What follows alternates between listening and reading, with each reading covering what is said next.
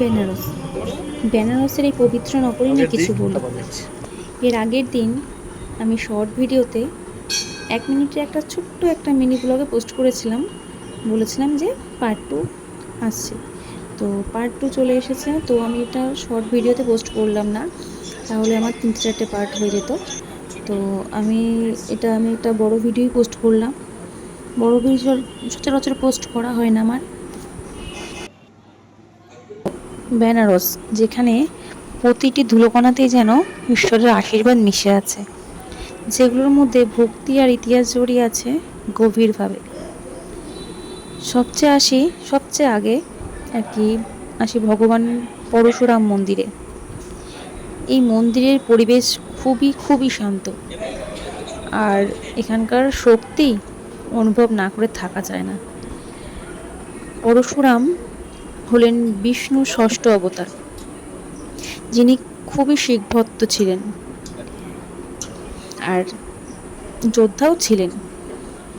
তারপর যেখানে একসাথে 108টা শিবলিঙ্গ স্থাপন করা হয়েছে, মানে এখানকার কথাই বলছি, যেটা আপনারা দেখলেন।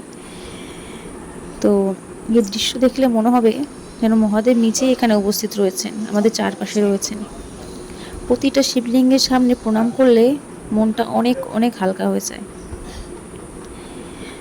তো এরপর আসি ইস্কন মন্দিরে। এখানে ইস্কন মন্দির, রাধা গোবিন্দ মন্দির আর কি, রাধা গোবিন্দজির মহিমা ছড়িয়ে আছে খুব সুন্দর ভাবে আর কি। এমন অনেক মন্দির আছে, যেমন অন্নপূর্ণা মন্দির, কাল ভৈরব মন্দির, হনুমান ঘাটের মন্দির। প্রতিটি জায়গায় ইনি হলেন মা মনসা। এই যে যার এটা দেখলাম আমি। তো অনেক মন্দির এরকম, এক এক রকম প্রতিটা জায়গা অনুভূতি। যেমন কেউ দেয় শক্তি, কেউ শান্তি, আবার কেউ ভালোবাসা। এইসব মন্দির একসাথে বেনারসকে করে তোলে এক পূর্ণ তীর্থভূমি। আপনারাও যদি কখনো বেনারসে আসেন, এই পবিত্র স্থানগুলো একবার ঘুরে দেখবেন। তো আমি আগের ভিডিওতে বলেইছিলাম যে আমরা যেতে পারিনি, এখানে আমার শ্বশুরমশাই গিয়েছিলেন। তো আমি ভগবানের কাছে মন থেকে চাই যেন তোমার স্থানে খুব শিগগিরই যেতে পারি। আমারও দেখারই অনেক ইচ্ছা রইল।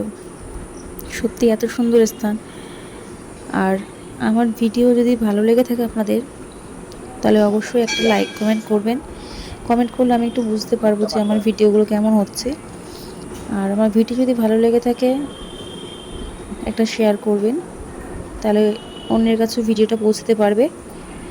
আমার চ্যানেলে নতুন হয়ে থাকলে সাবস্ক্রাইব করে পাশে থাকবেন। সামনে আরও কিছু ভিডিও নিয়ে আসছি বেনারসের।